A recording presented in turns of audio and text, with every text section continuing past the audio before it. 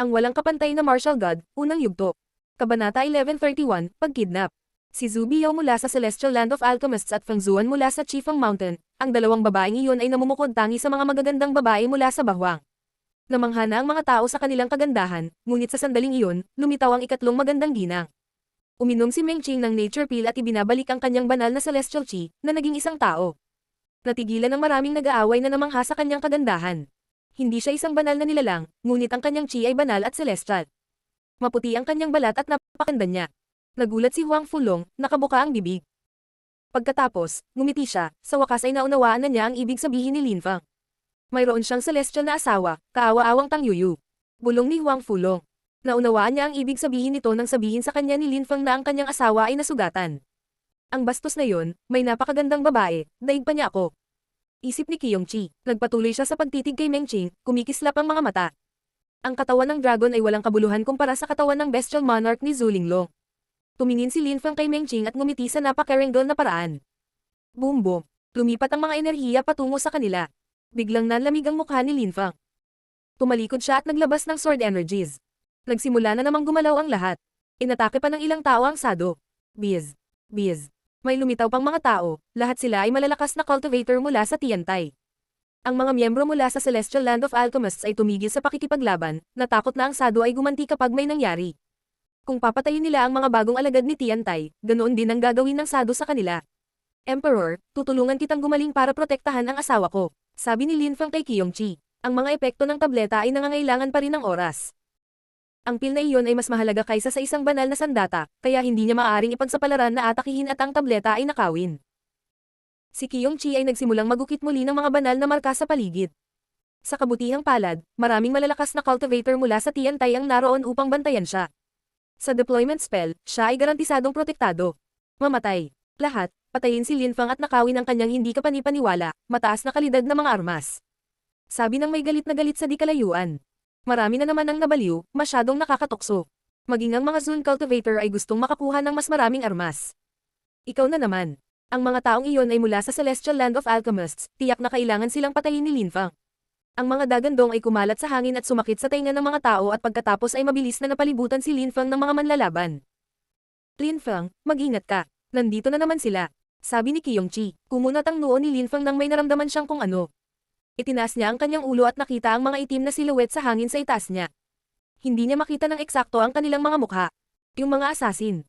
Nakaramdam ako ng lakas noon na pumipigil sa akin na mag-cast ng isang malakas na deployment spell, malamang na sila iyon.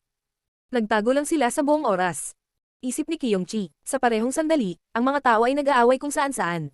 Karamihan ay hindi makalaban sa mga asasin na iyon. Sila na galit si Lin Feng. Noong isang araw, lumitaw din ang mga taong iyon. Binyantaan din nila ang Celestial Land of Alchemists at sinabing kung nanalo si Zhu Biao laban kay Lin Feng, hindi nila siya mapapapatay. Kung hindi, hinding-hindi iiwan ng Celestial Land of Alchemists ang Sword City ng buhay. Tiningnan sila ni Lin Feng, ngunit hindi sila bumaba. Nakipagkamay ang isa sa kanila at isang misteryosong nakakaubos na lakas ang lumabas sa kanyang damit. Isang banal na sandata, lumayo ka bata. Biglang sigaw ni Qiyongqi. Isang nakakatakot na lakas ang lumabas mula sa robe na iyon at naramdaman ni Lin Feng ang wind brush sa kanyang katawan.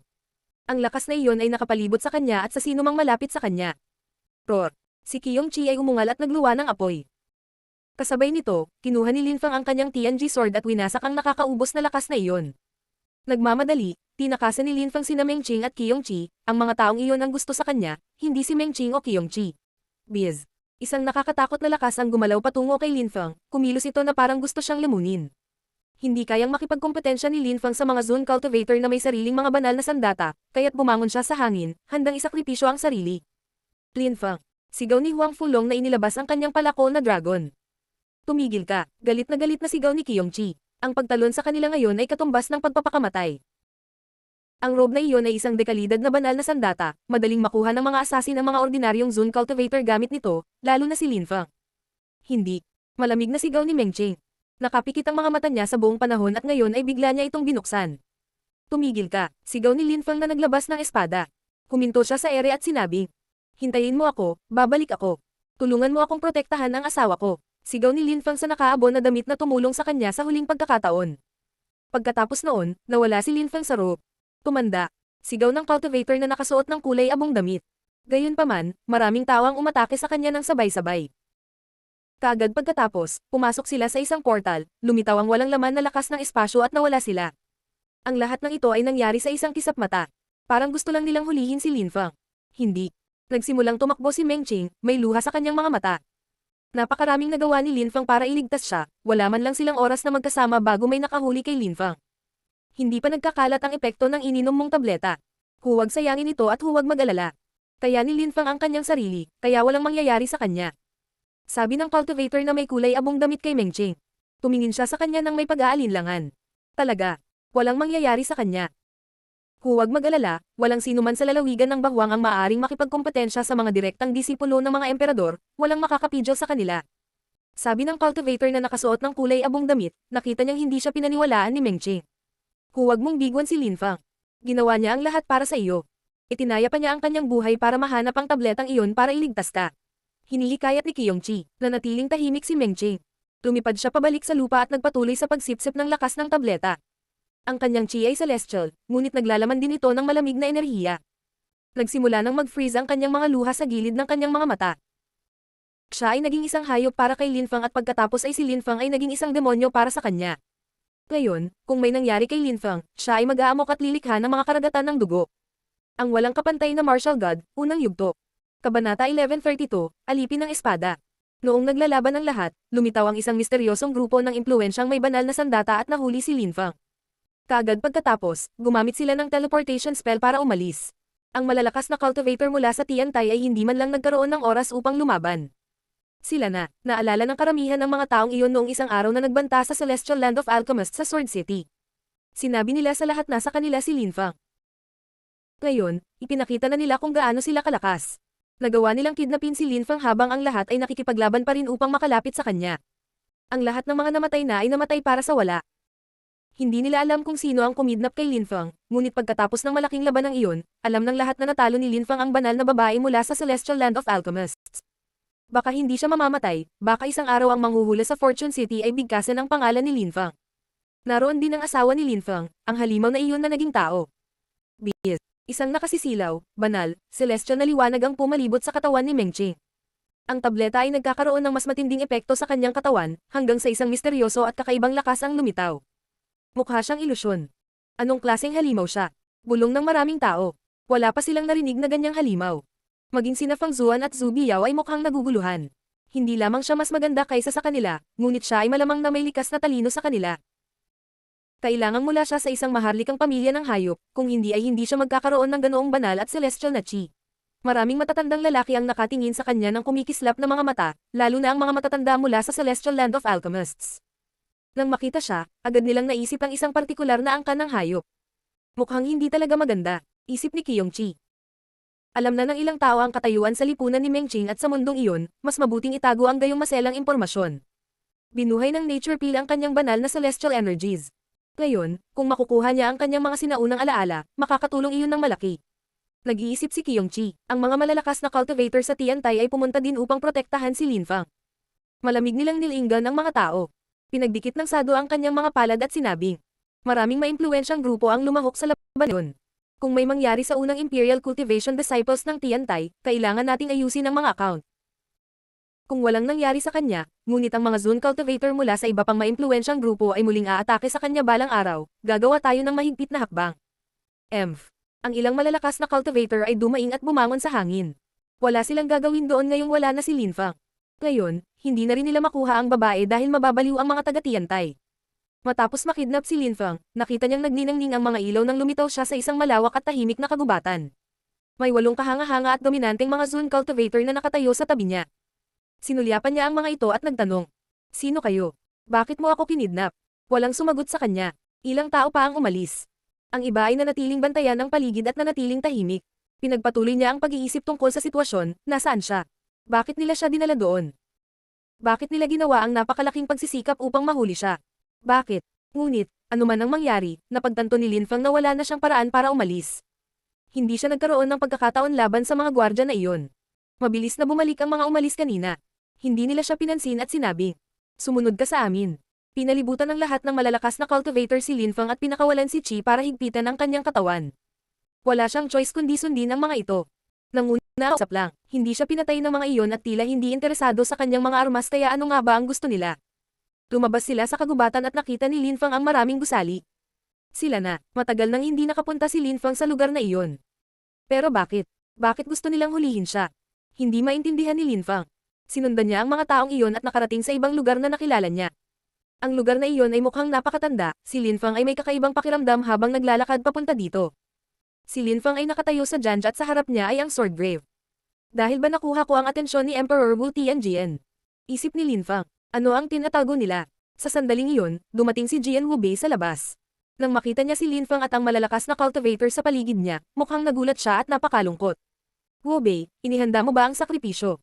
Tanong ng mga matatanda kay Jian Wubei. Mabuti na ngayon, ngunit lolo.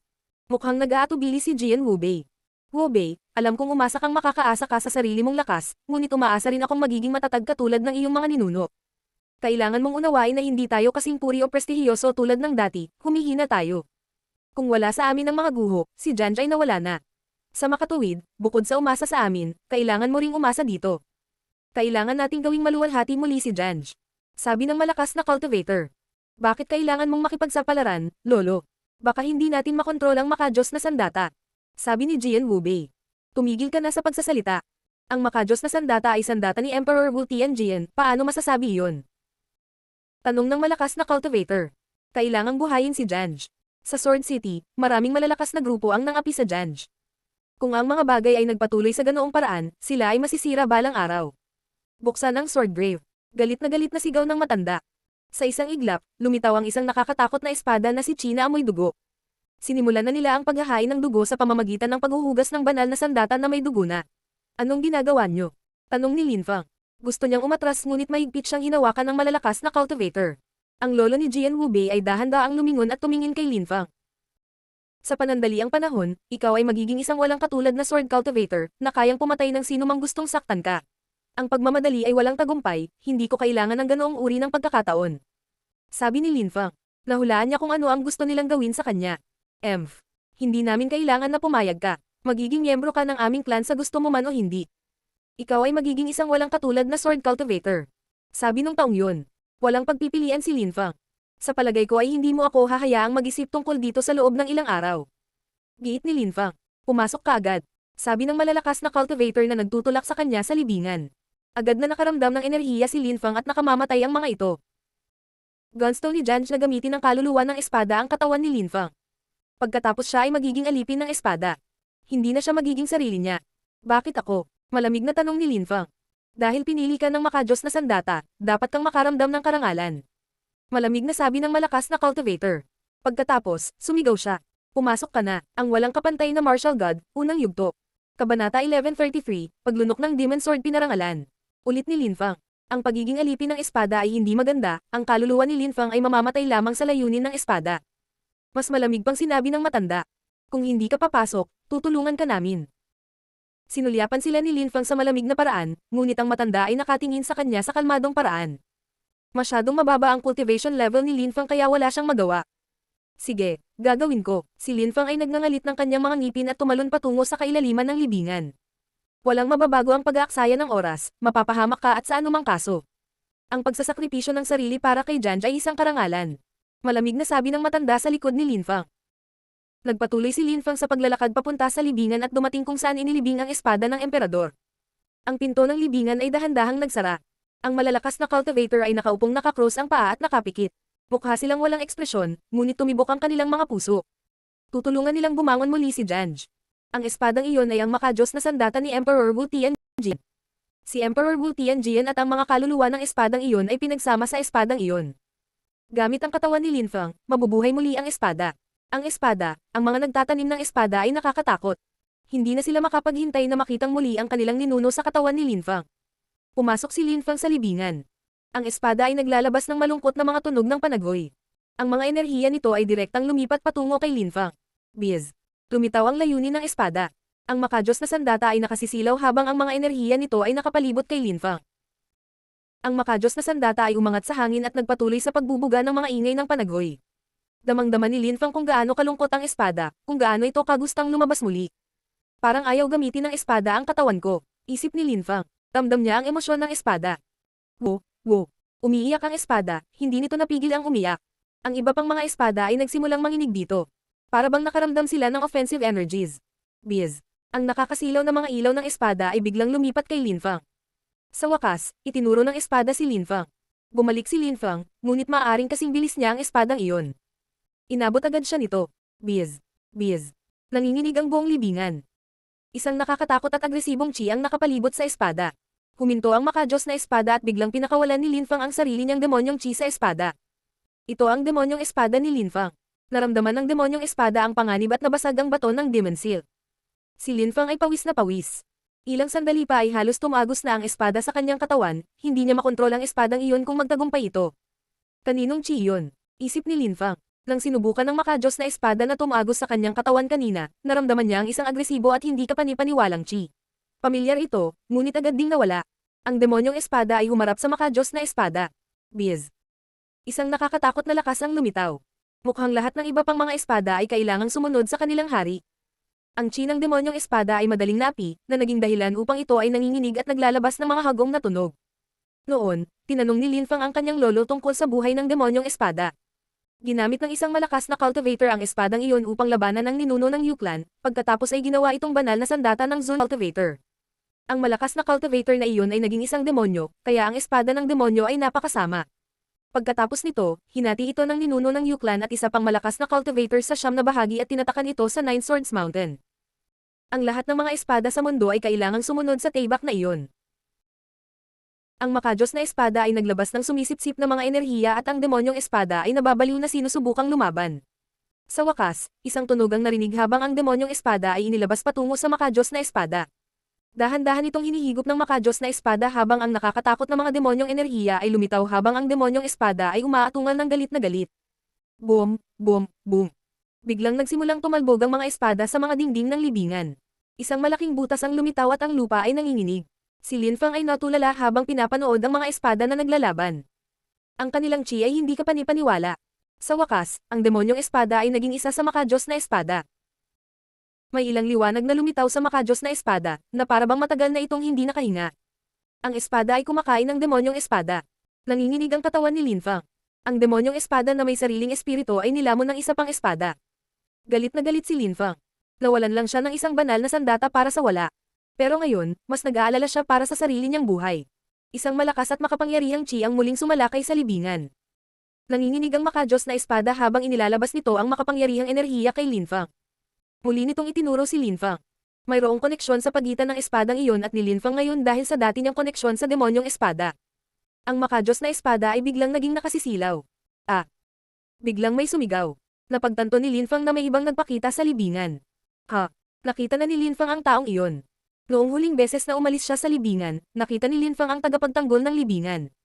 Isang may sakit na mukhang matanda. Naglabas ng walis ang matandang iyon at nagbuntong hininga sa loob ng libingan. Nakakalungkot, ang espada ay kailangang umasa sa isa pang espada upang maging malakas muli. Sabi ng matanda na nagwawalis ng alikabok. Panay ang buntong hininga niya. Pagkatapos, muli silang nagkaroon ng pag-asa kay Janj, ngunit ang espada ay hindi nakalunok ng tao, ito ay nakalunok ng isa pang espada. Nanginginig pa rin ang makajos na espada. Nalaman ni Lin Fang na dahan-dahan itong gumagalaw patungo sa mukhang may sakit na matanda habang nagsisimula itong tumagos sa kanyang ikatlong mata. Guro, sigaw ni Lin Fang. Walang chi ang matanda, ni hindi man lang siya mukhang cultivator. Gayunpaman, hindi siya minamaliit ni Lin Fang. Matanda na akong may sakit, hindi mo na ako kailangang tawaging master. Huwag isipin na nakuha ko ang espada salamat sa aking mga kasanayan. Matagal na akong naglilinis ng libingan kaya naging magkaibigan kami ni espada. Buhay din ang lahat ng espadang iyon, kaya kaibigan ko rin sila. Sabi ng matanda na umiling. Iniunat niya ang kanyang kamay at hinawakan ang espada. Isang hindi kapani-paniwalang chi ang lumabas mula sa espada at hinaplos ang ulo ng matanda. Magiging tanga ako kung maniniwala ako sa kanya. Isip ni Lin Fang. Sinulyapan niya ang matanda. Ang matandang lalaki ay hindi bababa sa isang mababang antas na Zone Cultivator, kung hindi ay papatayin siya ng sword chi noon. Ngunit ngayon, nasa kanyang mga kamay ang lahat ng kanyang pag-asa. Guro, ang antas ng iyong paglilinang ay maaaring hindi gaanong mahalaga, ngunit nakalusot lamang ako hanggang sa ikalimang layer ng Tianqi. Sa palagay ko, ang paggamit ng aking katawan upang mag-host ng espada ay isang kahihiyan para kay Emperor Wu Tianjian. Magalang na sabi ni Lin Fang. Tumingin ang matanda kay Lin Fang at ngumiti ng walang pakialam. Iniunat niya ang kanyang kamay, kumakaway at sinabing, "Bata, maupo ka." Pagkatapos, inilagay niya ang kanyang walid sa lupa at umupo rin. Ang walang kapantay na martial god, unang yugto. Kabanata 1134, ang mga aral ng matanda tiningnan ni Lin Fang ang espada sa kanyang ikatlong mata, kumikibot ang kanyang bibig, ngunit umupo rin siya. Hindi maganda ang pakiramdam niya sa pananatili doon. Muntik na siyang lumunin ng espadang iyon, madaling makipagkamay ang matanda at si Lin Fang ay magiging alipin ng espada. Huwag kang mag-alala, ang espada ay sumanib sa iyong demonyong espada, na naglalaman ng iyong chi. Hindi nito mapapalitan ang iyong espada sa iyong sarili. Ayaw nitong maging tao. Bulong ng matanda na parang sinusubukan niyang pakalmayan si Lin Fang. Tumiti ng pilit si Lin Fang at tumango. Walang silbi ang pag-aalala sa puntong iyon. Guro, paano mo malalaman na ayaw nitong maging tao? Tanong ni Lin Fang. Ubo, ubo. Umubo ang matanda. Inangat niya ang ulo niya at ngumiti. Matanda na ako, baka mapatawa ka, munting kaibigan, pero matanda lang talaga ako. 100 taon ko nang nililinas ang libingan na ito, ibig sabihin ay kilala ko na ang mga espadang ito sa loob ng 100 taon. Ilang araw at gabi ko na ba silang kasama? Mas naiintindihan ko sila kaysa sa iba, kaya madali kong malaman kung ano ang iniisip nila. 100 taon. Tinitigan ni Lin Fang ang matanda. Ordinaryo ba talaga ang matandang iyon? No wonder na nagustuhan siya ng mga espada. Nakikita ko, kaya bakit ako inatake nito?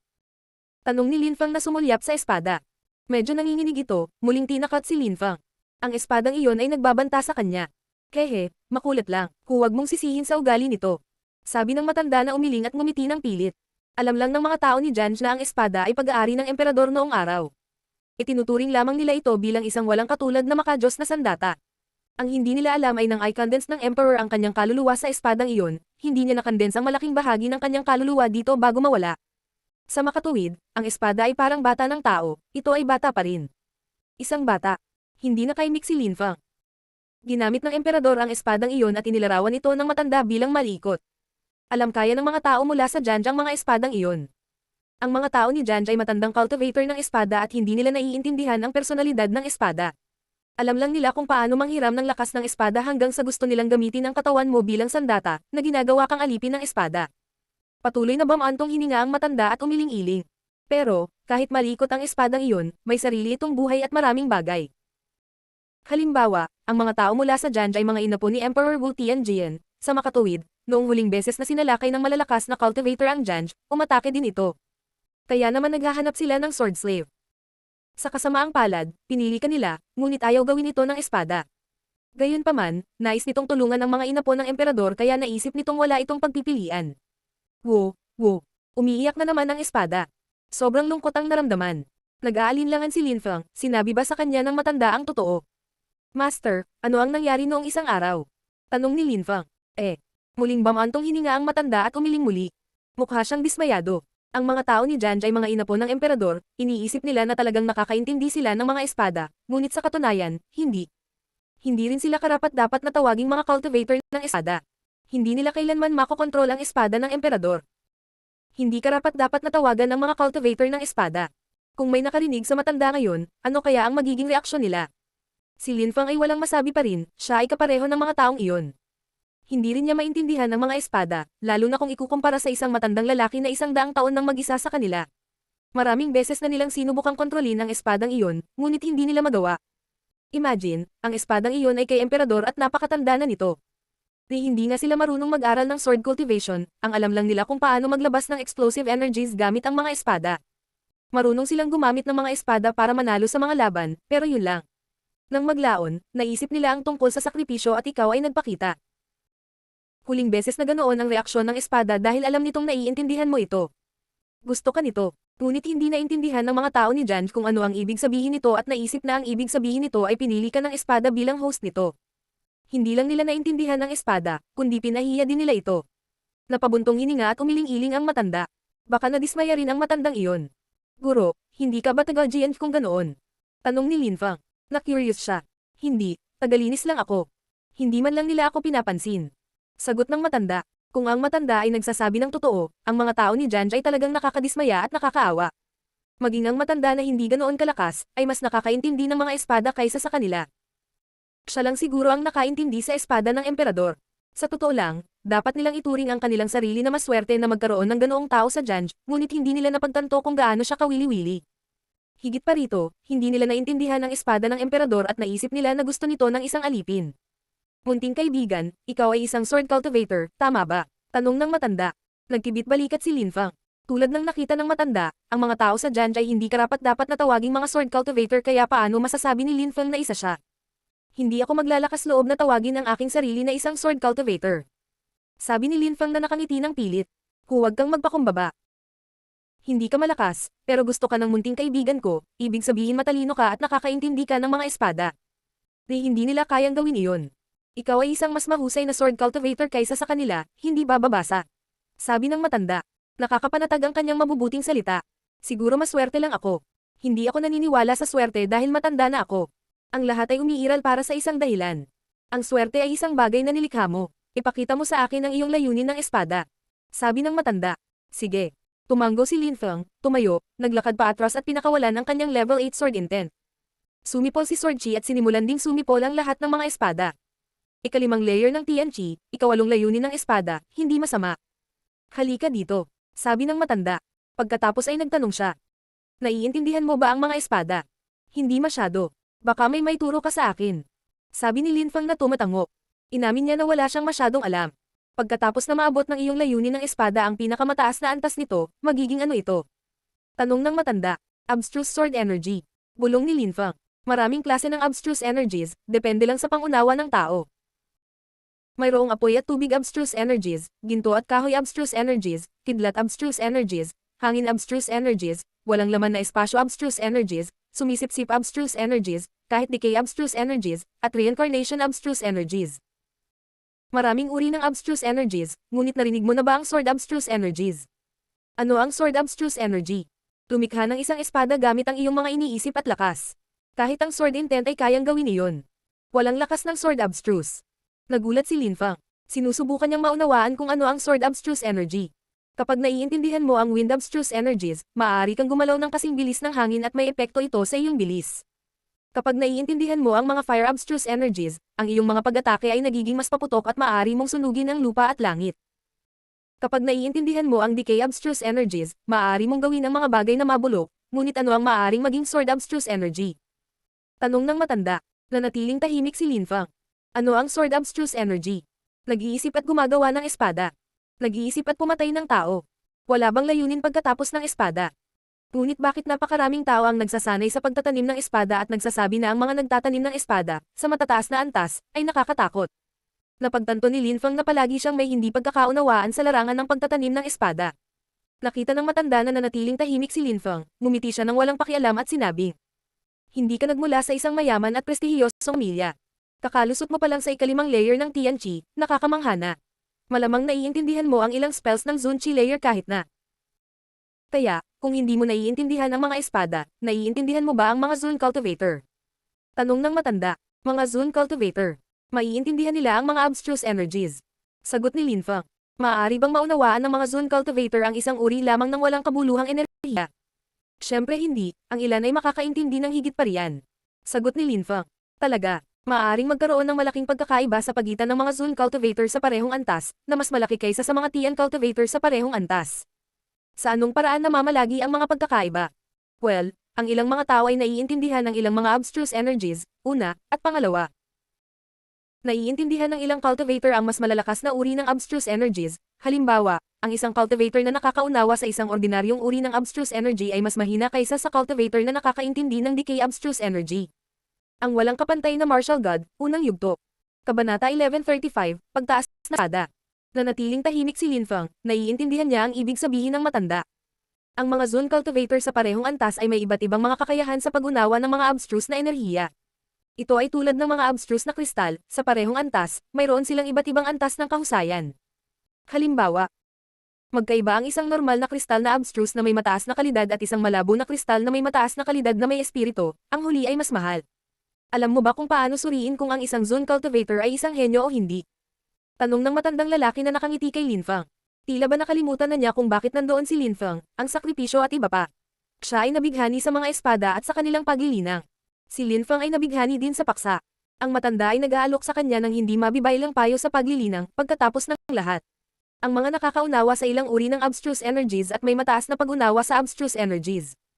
Sagot ni Linfang. Ay, pero hindi lang. Ito ay hindi tungkol sa pag-unawa ng maraming uri ng abstruse energies hanggat maaari, ang kontrol ay mahalaga din. Kahit na sa isang mababang antas, ang mga henyo ay maaaring maglabas ng malakas na abstruse energies.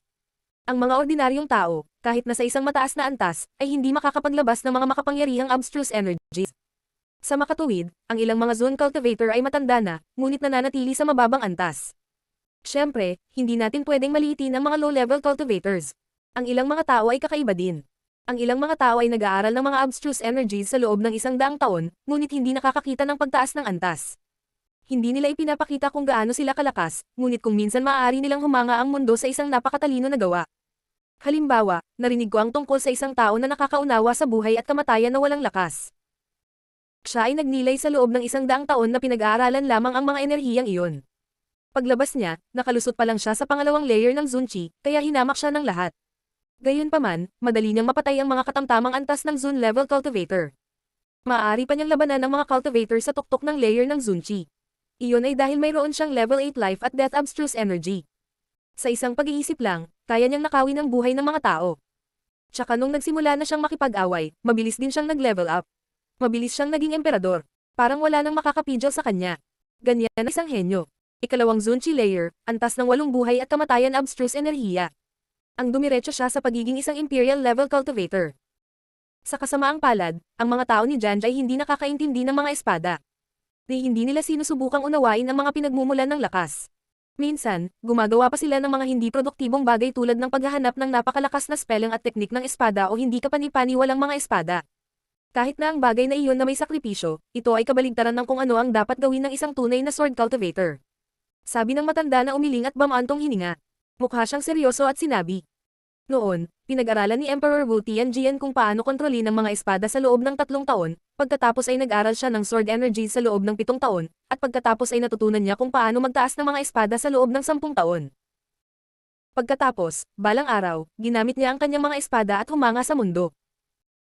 3 taon upang kontrolin ang mga espada, ito upang pag-aralan ang kanilang mga lakas, 10 taon upang itaas ang mga espada. Ano ang ibig sabihin nito?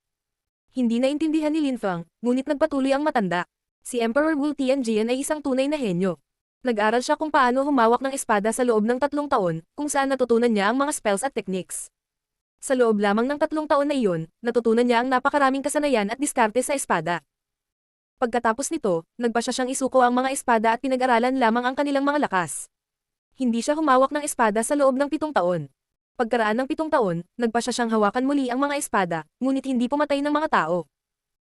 Nais niyang matutong magtaas ng mga espada, kaya ginawa niya iyon sa loob ng 10 taon.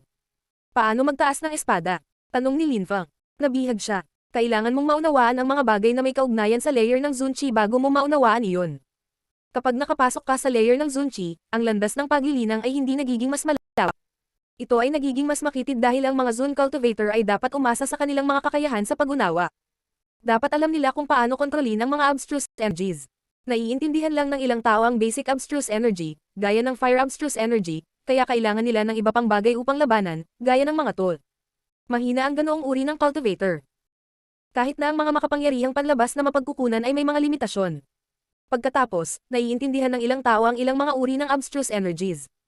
Ang kanilang paglilinang ay hindi gaanong limitado at maaari silang gumamit ng mas maraming paraan ng pakikipaglaban. Ang mga sword cultivator ay natakot sa mga tao mula pa noong unang panahon. Sa makatuwid, maraming tao ang gustong maging mga sword cultivator. Ngunit bihira ang talagang malalakas na sword cultivator. Sa huling 5,000 taon, si Emperor Wu Tianjian lamang ang nagpahanga kay Bahuang. Kahit na iniwan niya ang kanyang legacy sa Janj, walang malalakas na sword cultivator dito, kabaligtaran nito. Ang mga tao ay palaging natatakot sa mga sword cultivator dahil ang espada ay ang hari ng mga sandata. Makikita mo na ang mga espada ay bihirang kumilos tulad ng ibang mga banal na sandata. Malalaman mo na ang mga banal na marka, na naglalaman ng mga abstruse na enerhiya, ay hindi kasing dami o nakakasilaw sa mga espada. Ang mga espada ay walang mga espesyal na kapangyarihan din, ang pinakamahalagang bagay para sa isang espada ay ang kaluluwa nito, tulad ng iyong demonyong espada na may kaluluwa ng demonyo. Nawala sa pag-iisip si Lin Feng. Sa katunayan, ang kanyang espada ay iba sa kanyang iba pang mga banal na sandata. Ang mga espada ay hindi nangangailangan ng mga espesyal na kapangyarihan. Ulit ng matanda, bago idinagdag. Subukan mo lang at gamitin ang espadang iyan. Gusto ng matandang lalaki na gamitin ni Lin Feng ang espada ng emperador. Bata, puntahan mo siya. Sabi ng matanda sa espada. Hindi nakaimik si Lin Feng. Batang lalaki. Tumunog ang espada at pumunta kay Lin Feng. Napaawang ang bibig ni Lin Feng habang iniunat niya ang kanyang kamay. Tumingon ang espada sa kanya na ikinatakot ni Lin Feng hanggang sa mamatay. Mabuti na lang at hindi nito sinubukang salakayin ang kanyang katawan. Pagkatapos ay dahan-dahan itong nahulog sa kanyang kamay. Biglang naramdaman ni Lin Feng ang labis na pagtitiwala, para bang hawak niya ang lahat ng lakas ng universo. Gaano nakakatakot, isip ni Lin Feng. Nagsimulang tumibok ang kanyang puso. Ang espadang iyon ay hindi kapani-paniwala at nagbigay sa kanya ng hindi kapani-paniwalang pakiramdam. Tsaka naramdaman din niyang malapit na siya sa espadang iyon. Malamang ay dahil sa nilamon nito ang kanyang demonyong espada. Hindi ka ba nakakaramdam ng pagka-invincible? Maaari kang maglabas ng hindi kapani-paniwalang lakas gamit ang espadang iyon. Subukan at bitawan ang Thunder Abstruse Energy para umatake. Nakangiting sabi ng matanda. Iniunat ni Lin Feng ang kanyang kamay at biglang lumabas ang Thunder Abstruse Energy mula sa espada. Kulay ube ito at nakakasiyo sa mata. Kumunat ang tiyan ni Lin Feng nang maalala niya kaagad ang mga lakas. Gaano nakakatakot. Maaari ba akong maglabas ng Thunder Abstruse Energy? Si Lin Feng ay hindi makapaniwala. Alam niyang hindi iyon ang sarili niyang abstruse energy syempre. Subukan mong maglabas ng enerhiya ng yelo. Sabi ng matanda. Sumimangot si Lin Feng at sinubukan. Biglang bumalot sa kanya ang ice energies. Alam ni Lin Feng na hindi na niya kailangang subukan pa.